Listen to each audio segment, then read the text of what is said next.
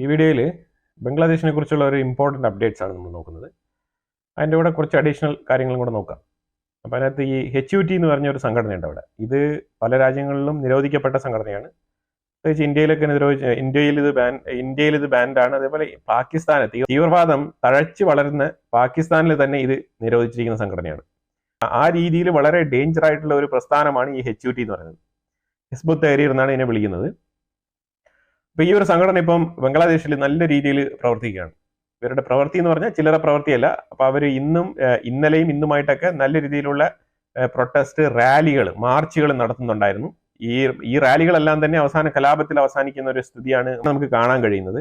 അപ്പോൾ ഇവർ എന്താണ് ഇപ്പോൾ സംഭവിച്ചതെന്ന് പറഞ്ഞാൽ, ഇവർക്കെതിരെ 2009 ശരിക്കും ഈ ഷെയ്ഖ് ഹസീനയുടെ ഗവൺമെന്റ് ഇരുന്ന സമയത്ത് ഇവരുടെ മേളിൽ നല്ല രീതിയിലുള്ള ആക്ഷൻസ് എടുത്തിട്ടുണ്ടായിരുന്നു. ഇതുമായിട്ട് ബന്ധപ്പെട്ട് പ്രവർത്തിച്ചിരുന്ന ആൾക്കാരെയൊക്കെ പിടിച്ച് ജയിലിൽ അടച്ചിട്ടുണ്ടായിരുന്നു.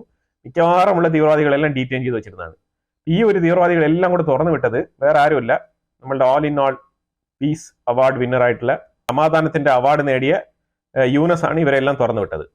യൂനസ് ശരിക്കും പറഞ്ഞാൽ ആ രാജ്യത്തിനെ നശിപ്പിക്കാൻ വേണ്ടി മാത്രം വന്ന ഒരു അവതാരമായിട്ടാണ് മനസ്സിലാക്കാൻ പറ്റുന്നത്. കാര്യം വേറെ ഒന്നുമില്ല, ആ രാജ്യത്തിന് ശരിക്കും പറഞ്ഞാൽ ദാരിദ്ര്യം നല്ല രീതിയിൽ കൊടുമ്പിരി കൊണ്ടിരിക്കുന്ന അവസ്ഥയാണ്. ജോലി ഇല്ലാത്തൊരവസ്ഥയാണ് മിക്കവാറും ഫാക്ടറികളിലൊക്കെ കണ്ടുവരുന്നത്. പല ടെക്സ്റ്റൈൽ ഇൻഡസ്ട്രിയിലുള്ള ഫാക്ടറികളും ജോലി സമയം വെട്ടി കുറച്ചിരിക്കുകയാണ്. കാര്യം വേറെ ഒന്നുമില്ല, അവർക്ക് ഫുൾ അവേഴ്സിൽ പേ ചെയ്യാനുള്ള ഒരു ഫണ്ട് ഇല്ല, അത്ര തന്നെ. അപ്പൊ ആ രീതിയിലാണ് അവിടെ കാര്യങ്ങളൊക്കെ പോകുന്നത്. അതിന്റെ ഇടയ്ക്കാണ് ഇപ്പൊ ഈ ഒരു HUT എന്ന് പറഞ്ഞ ഈ ഒരു സംഘടന പുറത്തിറങ്ങി വന്നിരിക്കുന്നത്. ഈ HUT എന്ന് പറഞ്ഞ സംഘടനയുടെ ആസ്ഥാനം എന്ന് പറഞ്ഞാൽ ലെബനാനാണ് മിക്ക തീവ്രവാദ സംഘടനകളുടെയും ഓഫീസ് ഉള്ളത്. അപ്പൊ ലെബനാൻ എന്ന് പറഞ്ഞാൽ ഒരു ബെയ്റൂത്തിലാണ് ഇവരുടെയൊക്കെ ഈ ഒരു ആസ്ഥാനങ്ങളൊക്കെ ഉള്ളത്. ഇത് ശരിക്കും പറഞ്ഞാൽ ഒരു പ്യൂർ തീവ്രവാദി സംഘടനയാണ്. ഖിലാഫത്ത് പ്രസ്ഥാനത്തെ പ്രോത്സാഹിപ്പിക്കുന്ന രീതിയിലുള്ള സംഘടനയാണ്. പിന്നെ ഇവർക്ക് ഏറ്റവും കൂടുതൽ ഇതിന്റെ ബ്രാഞ്ച് ഓഫീസുകളൊക്കെ പ്രവർത്തിക്കുന്നത് തുർക്കി ഇസ്താൻബുളിലും കൂടെ ഉണ്ട് ഇവരുടെ സംഘടനകളുടെ ഈ ഒരു പേര്. അപ്പൊ ഇസ്താൻബുളിലും ലെബനാനൊക്കെയാണ് ഇതിന്റെ ആസ്ഥാന കേന്ദ്രങ്ങൾ.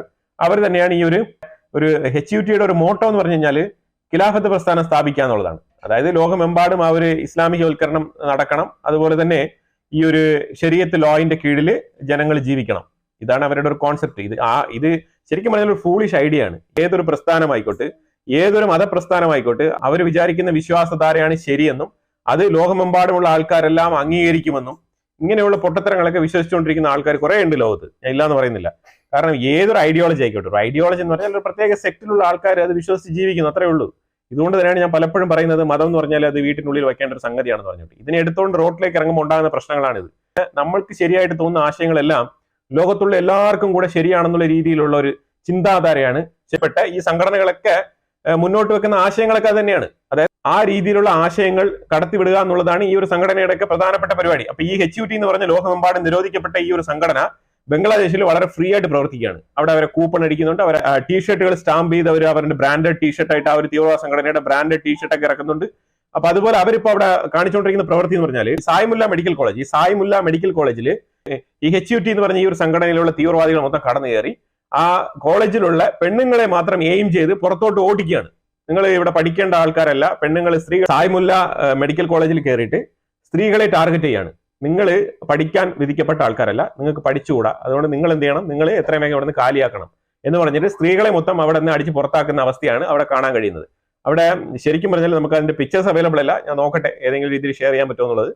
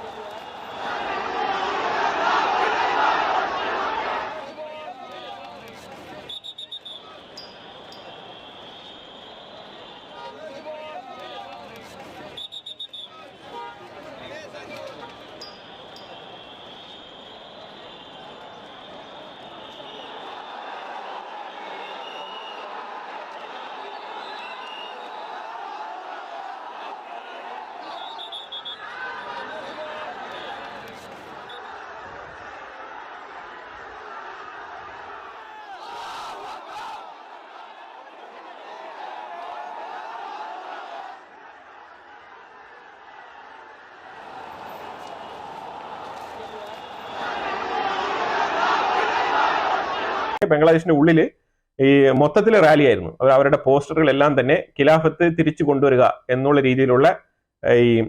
രീതിയിലുള്ള ബാനറൊക്കെ പിടിച്ചുകൊണ്ടാണ് അവർ ഇത്തവണ ഈ ഒരു മാർച്ച് നടത്തിയത്. മാർച്ച് ഓഫ് ഖലീഫത്ത് എന്നാണ് അതിന് ഒരു പേര് തന്നെ അവർ കൊടുത്തിരിക്കുന്നത്. അപ്പൊ ഇതൊക്കെ സംഭവിക്കുന്നത് എന്തുകൊണ്ടാണെന്ന് പറഞ്ഞാൽ ഈ ഷേഖ് ഹസീന എന്ന് പറഞ്ഞ ആ ഒരു ലേഡി ഇത് ഭരിച്ചുകൊണ്ടിരുന്ന സമയത്ത് നല്ല രീതിയിൽ എല്ലാ തീവ്രവാദികളെയും പിടിച്ച് ജയിലിനുള്ളിൽ ഇട്ടത് കൊണ്ട് തന്നെ കുറച്ച് സമാധാനപരമായിട്ട് അവരവിടെ ആൾക്കാർക്ക് ജീവിക്കാൻ പറ്റുമായിരുന്നു. ഇപ്പൊ അതിന്റെ സമാധാനമൊക്കെ നഷ്ടപ്പെട്ട് ആ രാജ്യം തന്നെ ഫുൾ ആൻഡ് ഫുൾ ഒരു തീവ്രവാദ കൊള്ളസങ്കേതമായിട്ട് മാറിയിരിക്കുന്ന ഒരു അവസ്ഥയാണ് ഇന്ന് കാണാൻ കഴിയുന്നത്. അപ്പൊ ഇത് ബംഗ്ലാദേശിലുള്ള ഒരു അപ്ഡേറ്റ് ആണ്. ഈ വിഷയം പറയാനുള്ള കാര്യം എന്ന് പറഞ്ഞാൽ ഇന്ത്യയുടെ ഡിഫൻസ് ബഡ്ജറ്റ് ഇത്തവണ കുറച്ച് കുറവാണ്.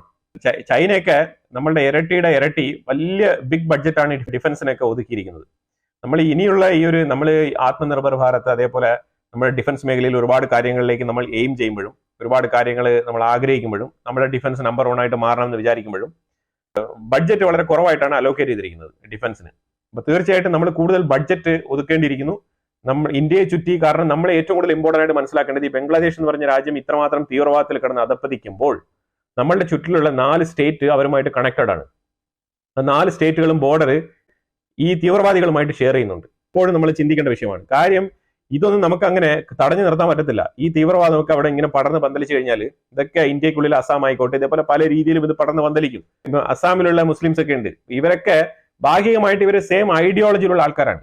ഈ ഒരു തീവ്രവാദം ഈ ഐഡിയോളജിയുമായിട്ട് ബന്ധപ്പെട്ട് നിൽക്കുന്നത് കൊണ്ട് തന്നെ തീവ്രവാദിയാണോ അസ്സലാമു അലൈക്കും പറയുന്നത് അല്ലെങ്കിൽ ശരിക്കുള്ള തീവ്രവാദം അല്ലാത്ത വിശ്വാസിയാണോ അസ്സലാമു അലൈക്കും പറയുന്നത് എന്നുള്ളത് മനസ്സിലാക്കാൻ പറ്റത്തില്ല. അപ്പൊ അതുകൊണ്ട് ഇത് മതം വേറെ തീവ്രവാദി വേറെ ആയിട്ട് ഇവിടെ തിരിച്ചറിയാൻ പറ്റാത്ത അവസ്ഥയിലാണ് ഈ ഒരു ബംഗ്ലാദേശിന്റെ ആ ഒരു ഭാഗത്ത് ഈ ഒരു ഇസ്ലാമിക് കമ്മ്യൂണിറ്റി മാറിയിരിക്കുന്ന ഒരു അവസ്ഥയാണ് നമുക്ക് ഇന്ന് കാണാൻ കഴിയുന്നത്. ഇത് എൻറ്റയർലി ഡേഞ്ചർ ആണ്. ഡേഞ്ചർ എന്ന് പറഞ്ഞാൽ വളരെ ഡേഞ്ചർ ആണ്. ഇന്ത്യയിലുള്ള 4 സ്റ്റേറ്റ്സിന്റെ ബോർഡേഴ്സ് നല്ല രീതിയിൽ ഈ ഒരു 4000 കിലോമീറ്റർ ബോർഡർ ഉണ്ടെങ്കിൽ അത് എത്രയും വേഗം ക്ലോസ്ഡ് ബോർഡർ ആയിട്ട് മാറ്റേണ്ടതിന്റെ അനിവാര്യത എത്ര വേഗം എഫക്റ്റീവ് ആയിട്ടുള്ള നടപടി ഇന്ത്യൻ ഗവൺമെന്റ് എടുക്കണം. BSF വളരെ ശക്തമായിട്ട് തന്നെ ഈ ഒരു നടപടിക്രമങ്ങളുമായിട്ട് മുന്നോട്ട് പോവേണ്ടതിന്റെ ഒരു കാലഘട്ടത്തിലാണ് നമ്മളിപ്പോൾ ജീവിക്കുന്നത്. ബംഗ്ലാദേശിന്റെ ബോർഡറുകളിലെല്ലാം തന്നെയും സുരക്ഷ ഉറപ്പാക്കി മുന്നോട്ട് പോകേണ്ട ഒരു സാഹചര്യത്തിലാണ് ഇന്ന് നമ്മൾ എത്തിപ്പെട്ടിരിക്കുന്നത്. അതുപോലെ തന്നെ ചൈന ഇന്ത്യയുമായിട്ട് കുറച്ച് ഫ്ലെക്സിബിലിറ്റി കാണിച്ചുകൊണ്ട് വന്നിരിക്കുകയാണ്. വാങ് യി എന്ന് പറഞ്ഞ ചൈനീസ് അംബാസിഡർ ഇന്ത്യയും ചൈനയും ഒരുമിച്ച് പ്രവർത്തിക്കേണ്ടതിന്റെ ഒരു ആവശ്യകതയെക്കുറിച്ച് പറഞ്ഞിരിക്കുകയാണ്. അത് വേറെ ഒന്നും കൊണ്ടല്ല, ഈ ഒരു അമേരിക്കയുടെ സൈഡിൽ നിന്ന് വന്ന പ്രഷർ തന്നെയാണ്. അമേരിക്കക്കെതിരെ സ്റ്റേറ്റ്മെന്റ് പറഞ്ഞിട്ടുണ്ട് ചൈന. ആ സ്റ്റേറ്റ്മെന്റ് എന്ന് പറഞ്ഞാൽ നീ ട്രേഡ് വാർ എന്നല്ല, ഏത് യുദ്ധം വന്നാലും ഞാൻ അമേരിക്കക്കെതിരെ നിൽക്കാൻ തയ്യാറാണ് എന്നാണ് ചൈന സ്റ്റേറ്റ്മെന്റ് പറഞ്ഞിരിക്കുന്നത്.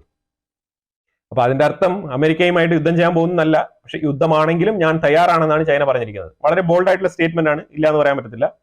പക്ഷെ അതേസമയം ചൈന ഏറ്റവും കൂടുതൽ ഇന്ത്യയെ ഇപ്പോൾ ഫോക്കസ് ചെയ്യുന്നുണ്ട്. ഇന്ത്യയുമായിട്ടുള്ള ഒരു ഡിപ്ലോമാറ്റിക് ആ ഒരു ഇതുവരെ എടുത്തുകൊണ്ടിരുന്ന ഒരു നിലപാടിൽ ഒരു മയപ്പെടുത്തലും ഒരു മാറ്റവും കൊണ്ടുവരാൻ ശ്രമിക്കുന്നതായിട്ട് ഇപ്പോൾ ഓപ്പൺലി മനസ്സിലാക്കാൻ പറ്റുന്നുണ്ട്. അവരുടെ സ്റ്റേറ്റസുകളും അവരുടെ റിപ്പോർട്ടുകളും അവരുടെ ഗ്ലോബൽ ടൈംസ് പത്രമൊക്കെ വായിക്കുമ്പോഴത്തേക്കും ആ ഒരു മാറ്റം പ്രകടമായി തന്നെ നമുക്ക് മനസ്സിലാക്കാൻ പറ്റുന്നുണ്ട്. കാര്യം വേറൊന്നുമില്ല, ഈ ചൈന ഏറ്റവും കൂടുതൽ ഇപ്പൊ 2 വിഷയങ്ങൾ, ഈ ഒരു മാൻസറോവർ പിൽഗ്രിമേജ് യാത്രയില്ലേ, അതായത് കൈലാഷ് മാൻസറോവർ ആ ഒരു യാത്രയെക്കുറിച്ച് വളരെ എഫക്റ്റീവായിട്ട് തന്നെ ചൈന ഇങ്ങോട്ട് തന്നെ സംസാരിച്ചിട്ട് അതിലൊരു റെസൊല്യൂഷൻ ഉണ്ടാക്കാമെന്ന് പറഞ്ഞിട്ടുണ്ട്. അതുപോലെ തന്നെ ഈ കോവിഡ് വന്നതോടുകൂടി ഇന്ത്യക്കും ചൈനയ്ക്കും ഇടയിലുള്ള ഒരു എയർലൈൻ കണക്ടിവിറ്റി നമ്മൾ നിർത്തിവെച്ചിട്ടുണ്ടായിരുന്നു. കോവിഡിന്റെ ഭാഗമായിട്ടാണ് നിർത്തിയത്. പിന്നീട് ഗാൽവാൻ വാലിയിൽ ഉണ്ടായ ഒരു ഇഷ്യൂമായിട്ട് ബന്ധപ്പെട്ട് പിന്നെ നമ്മൾ പെർമനന്റ് ആയിട്ട് അത് സ്റ്റോപ്പ് ചെയ്യുകയാണ് ചെയ്തത്. അപ്പൊ അതുകൊണ്ട് തന്നെ ആ ഒരു ഫ്ലൈറ്റ് സർവീസും കൂടെ റീസ്റ്റാർട്ട് ചെയ്യണമെന്ന് ചൈന തന്നെ ഇങ്ങോട്ട് ആവശ്യപ്പെട്ടിരിക്കുകയാണ്. കാര്യം വേറെ ഒന്നുമില്ല, ഏറ്റവും കൂടുതൽ പോപ്പുലേഷൻ ഷെയർ ചെയ്യുന്ന 2 രാജ്യങ്ങളാണ് ഇന്ത്യയും ചൈനയും. 3ാം സ്ഥാനമൊക്കെ ഷെയർ ചെയ്യുന്ന അമേരിക്കയൊക്കെ എത്രയോ താഴെയാണ്.